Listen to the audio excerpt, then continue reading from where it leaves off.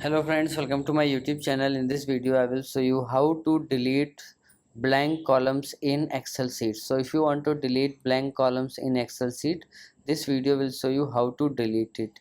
Here you will see in this sheet, this is the blank column, this is the blank column, and this is the blank column.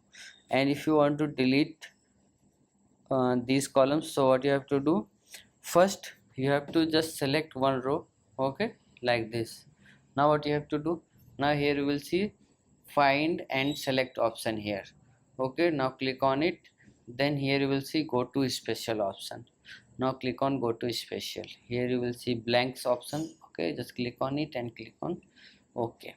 Now the second step is here you will see delete option, okay.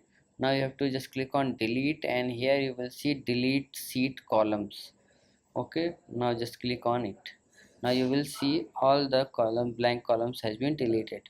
So like this you can delete blank columns in Microsoft Excel. So if you like this video, please like my video and also subscribe my channel for more videos like this. Thanks for watching.